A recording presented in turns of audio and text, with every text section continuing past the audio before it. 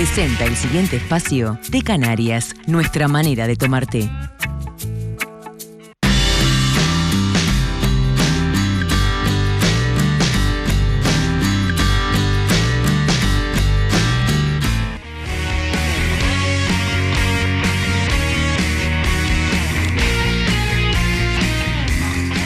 Lo he hecho desde el lunes, amigos. Lunes, martes y hoy miércoles es el último día. Pero me doy a dar un gusto grande y sin salir de casa. Llegó el Cibershopping de Parisien. Hasta el miércoles 14 encontrá toda la web de Parisien con promociones de hasta 70% de descuento. Entrá a parisien.com.uy y entérate todos los descuentos que Parisien tiene para vos. Vamos a comenzar, amigos, con el segundo tramo de nuestro programa, haciendo caudal ahora de la posibilidad de contactar con los forenses. Los médicos que trabajan en esa especialización paralizan por 72 horas. Agradecemos al doctor Álvaro Zabaleta, presidente de la Asociación de Médicos Forenses del Uruguay, compartir estos minutos de la tarde en casa. Bienvenido.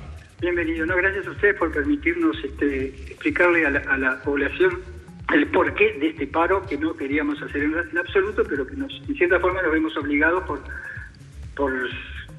por la situación que vivimos y que no se resuelve, y por lo manifestado por la Corte comunicado a nosotros. Ustedes dicen que la Suprema Corte de Justicia desconoce un acuerdo firmado hace un año. Se quedan sin tribunal de alzada, ¿no? Porque sí. No es que lo desconoce, que decimos, lo dice. Dice que suspende lo acordado hace en junio del año pasado, que de hecho lo habíamos interpretado a partir de una reunión que tuvimos hace unas semanas atrás, y lo dice expresamente. O sea, lo dice a través de un mandato verbal, pero lo dice. Se supone que quien transmite el mandato verbal está transmitiendo lo que la Corte dice. Por lo tanto, de alguna manera, no solo ustedes cuestionan la decisión, sino que la misma es tomada de una manera unilateral. Sí, claro. Nosotros en ningún momento entendimos que no se cumplía ni se nos comunicó. Lo dimos por supuesto cuando al cambiar el interlocutor viene uno nuevo, y cuando empezamos a discutir sobre ese acuerdo nos dice que lo desconocía. Yo supongo que no sé si no tenía conocimiento o lo desconocía. La verdad que uno puede saber porque no lo expresó. Pero lo miró como diciendo, ¿y esto qué es? Porque yo lo tenía, ¿no? Yo lo llevaba. Le ofrecí darle una copia y dijo, no se preocupe, doctor, yo lo busco. Ahora, ¿qué creen ustedes que está pasando? Porque era obvio que ustedes de algún modo iban a reaccionar frente a esto. No sé si era obvio. Se supone que, no sé, quizás la Corte pensó que no. Pero aparte de eso, Sotelo nos hacía un 40% de descuento del salario, ¿no? Por unas pequeñas medidas que íbamos a comenzar a realizar, que deben significar el 5% de todo nuestro trabajo. Y de ese trabajo, la mayor parte tiene un peso brutal porque faltan médicos.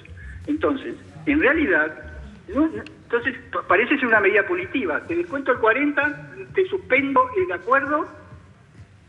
Ante eso nosotros realmente nos indignamos y dijimos, bueno, muy bien. Ante esa situación, nosotros retiramos la medida del 40% y vamos a un paro de 3 días. No sé si pretendieron intimidar, no sé. En el día de ayer, los jueces magistrados de los penales, Fanny Canesa, Julia Starico, Nelson Dos Santos y Ricardo Míguez, por ejemplo, que lo subroga un suplente, plantearon públicamente que esta medida de ustedes, los forenses, impactará en los juzgados. Sin el auxilio de ellos, habrá dificultades para, por ejemplo, procesar por lesiones, porque tienen que de inmediato ustedes certificar las mismas. ¿Usted sabe si estos jueces se reunieron? Bueno, yo no sé. Yo sé que el doctor Cayabé, que es el forense en turno, se reunió con ellos, luego que nos reunimos con la directora para comunicarle la situación, explicarle el porqué de la situación. Efectivamente, en algunos casos va a afectar el trabajo, eso sin duda. En los casos en que efectivamente hay detenidos, porque usted sabe que rapiñas con lesionados, que nunca se encuentra rapinero, hay muchas. O sea, en ese caso, que no exista informe no tiene un valor, va a tener valor en donde haya detenido, ¿verdad? Ahora, el acuerdo que la Suprema Corte estaría incumpliendo tiene que ver con esas sanciones por las medidas de lucha. No, el acuerdo... Es otro tema. Usted no sé si recuerda, porque quizás hablamos... Sí. En el año, a fin del 15, hubo un conflicto, 48 horas, la Corte nos pidió una reunión, 4 ministros de la Corte se reunieron con nosotros, nos pidieron de encontrar un camino de tregua por donde encauzar un diálogo. Encauzamos un diálogo a través de una persona que nombró la Corte, la licenciada Martínez, y durante meses estuvimos reuniéndonos los forenses, los de la dirección del ITF, y participaron jueces penales, y llegamos a una... Lo fundamental era buscar una nueva forma de trabajo que hiciera posible, ante las carencias que tenemos, la situación de falta de subrogantes, etcétera, de que no fuera tan tensa la situación que a veces se generaba, porque un forense se enfermaba y durante una semana se certificaba y no había quien lo cubriera, porque no tenemos médicos suplentes. Entonces, en cierta medida, pretendían forzar a los otros que dejáramos otros trabajos en otro lado y fuéramos a cubrir. Situación que no da para más. Ahora, entonces, la decisión fue de la Suprema Corte sin avisar, sin decir por qué. Lo que pasó fue que en su momento nosotros firmamos ese acuerdo, había que contratar 2 médicos, se fue pasando el tiempo, como siempre pasa, y ahora cuando fuimos a plantearlo de nuevo nos dicen que lo desconocían, que no sabían, y era una forma que realmente mejoraba el servicio, básicamente para evitar ese tipo de situaciones donde falta un médico y no sabemos cómo cubrirlo. Pero algunos de los actuales miembros de la Suprema Corte estuvo en aquella reunión. Sí, claro, 2 de los 4. ¿Y ellos también dicen que lo desconocían?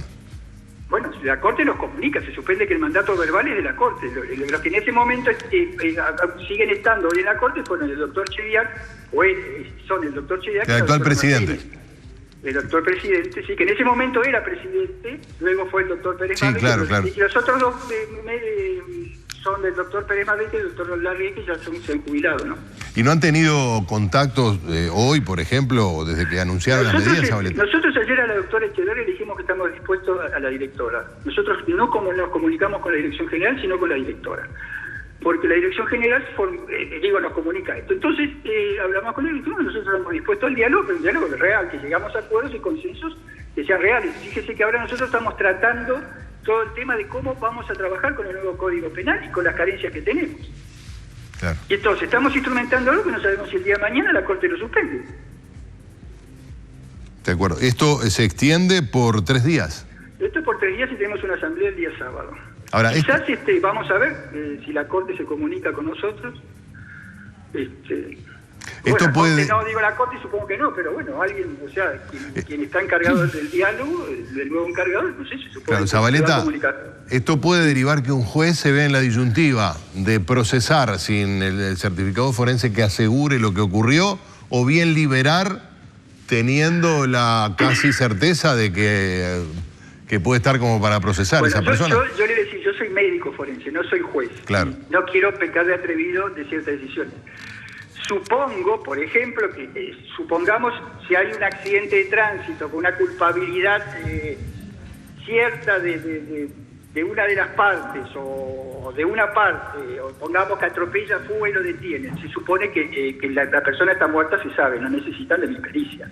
Mi pericia lo que puede hacer es determinar la causa de la muerte, claro, ¿no? Pero que la persona está muerta surge del propio lugar del hecho y de la propia constatación de la vida móvil que va. O sea, que hay muerto y muerto. Y después todo lo demás, del grado de culpabilidad o no, va a surgir de las pericias técnicas que realice tanto la policía técnica, básicamente la policía técnica, lo que el juez observe en el lugar del hecho. De acuerdo, Otro caso puede ser un homicidio, otra cosa puede ser, bueno, claro, no van a tener, en caso lesionado no van a tener. Claro, pero puede ocurrir que la diferencia entre que la víctima haya muerto, póngale por caso a las 2 de la tarde o a las 7 de la tarde, incrimine o no a una persona sospechosa. Sí, puede ser. No, está bien, pero sí, o sea, podemos tejer todas las hipótesis. Yo digo que es un hecho posible, que va a suceder, pero que tampoco es una cosa alarmista, porque también, ya les dije, ¿no? Hay cientos de lesionados por rapiña o cientos de accidentes de tránsito que se tienen que archivar o porque no hay culpabilidad o porque no hay detenido.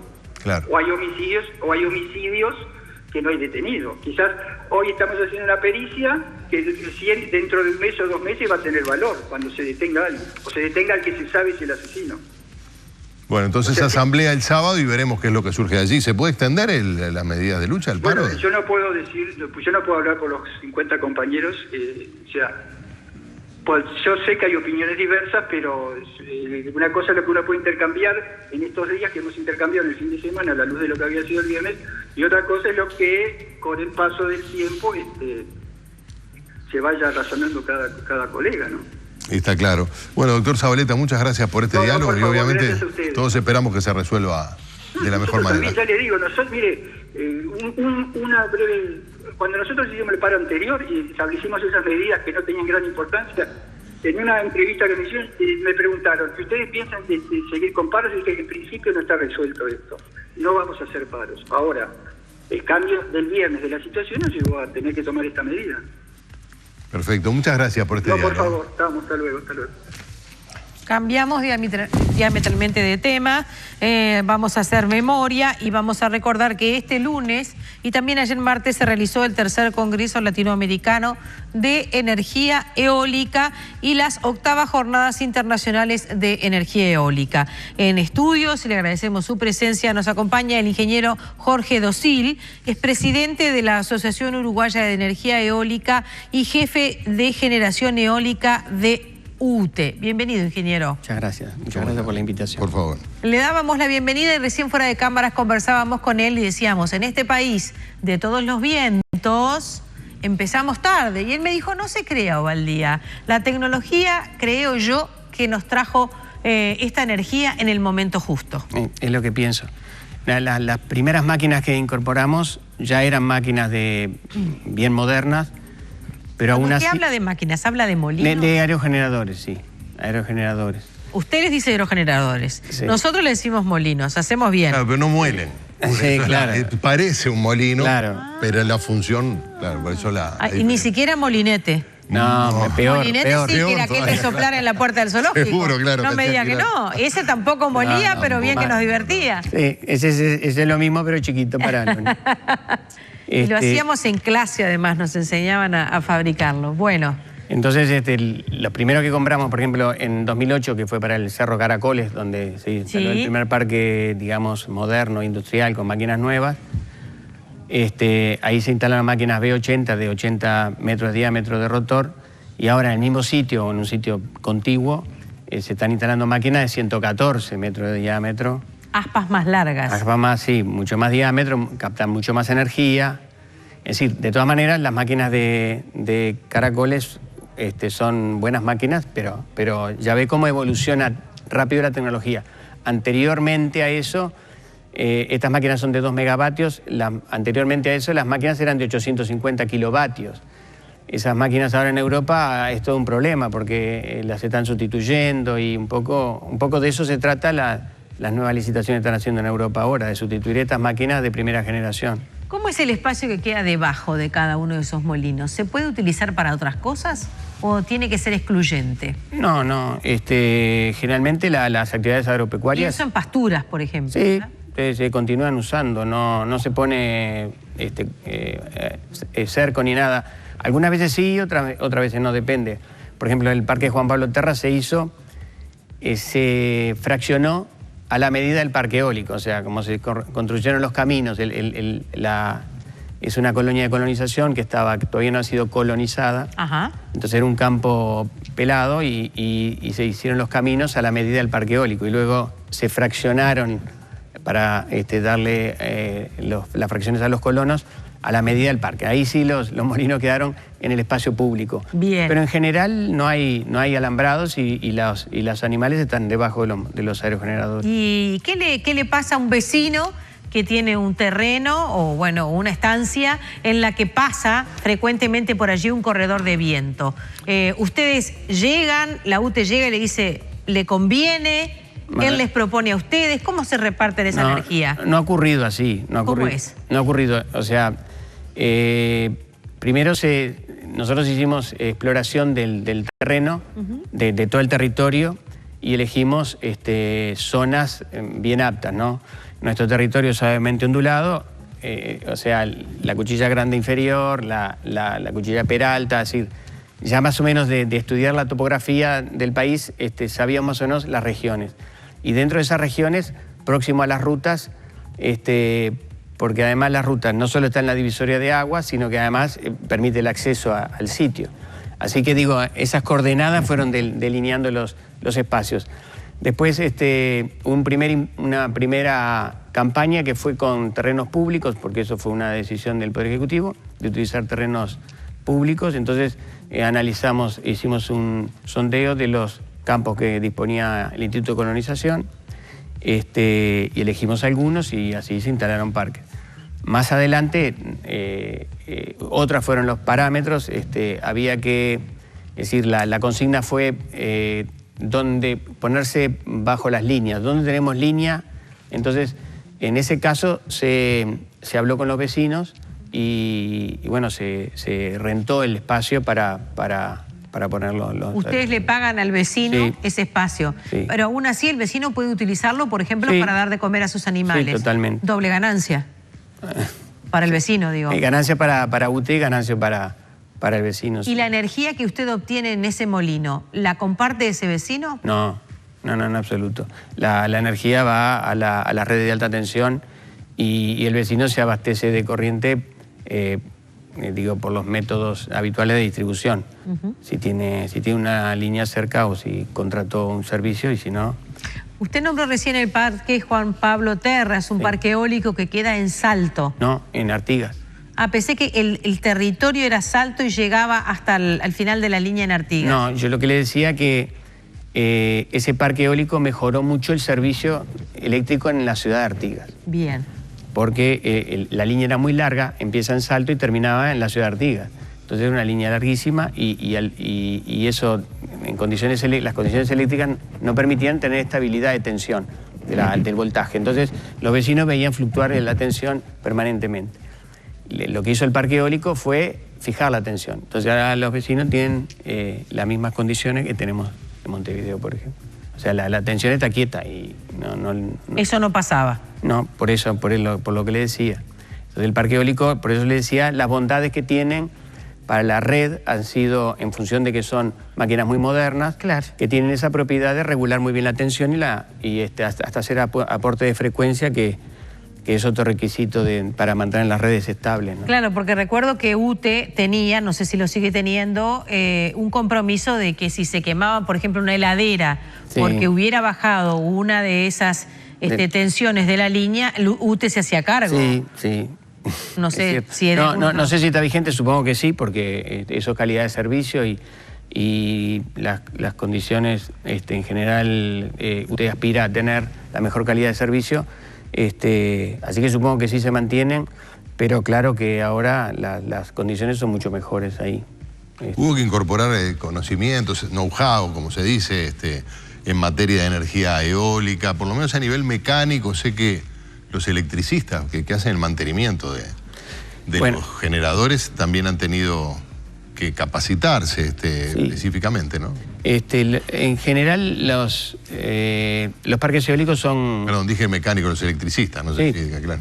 Los parques son operados y mantenidos por los propios fabricantes. Eso ha sido la tónica en Uruguay. Bien. Aunque ahora están entrando en empresas independientes. Y UTE no descarta que en un futuro pueda dar ese servicio. Entonces, como los fabricantes forman a su vez a sus técnicos con cursos básicos, más avanzados y más avanzados, en general los llevan a Europa y los hacen participar en cursos con modelos y demás, y con, como se dice, equipo de prueba, análisis de falla y demás. Eso hacen en general en Europa. Y aquí se han nutrido de técnicos con experiencia en tareas parecidas. O sea, los ex técnicos de Pluna es uno de los más apetecibles para... ¿Tiene una lógica similar el general? No que tenga una lógica, lo que tiene una lógica de mantenimiento similar. Es decir, no se puede errar. El molino es muy penoso subir a un molino, entonces... Sí. Subir incluso las condiciones en las que trabajan en esa especie de hay poco espacio, habitáculo que tienen. Hay poco espacio. Entonces... No puede bajar y decir, me olvidé de apretar una tuerca y volver a... No, es que lo que es trágico es, me olvidé de la llave, tal. Seguro, claro. Eso, porque más o menos lleva unos 20 minutos bajar y subir. Y además hay que ponerse arnés y el equipo de protección. No es... Entonces, me parece que va por ese lado de esa mentalidad rigurosa de la gente que trabaja en aviación.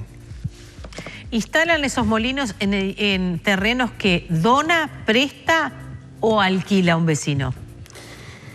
Como le digo, los parques privados, los que venden, los que tienen un contrato con UTE de compraventa de energía, localizaron su parque en determinado lugar y llegaron a un acuerdo con los vecinos. Así que tienen un contrato privado. Y UTE hizo lo mismo en Pampa, en Valentines, hizo exactamente lo mismo. Es hacer un contrato, quiere decir que pagan. Sí, le paga un arrendamiento. Ay, Sotelo, ya sabe dónde tenemos que comprar nuestros campitos. Bueno, ¿cómo no? Vamos a una breve pausa.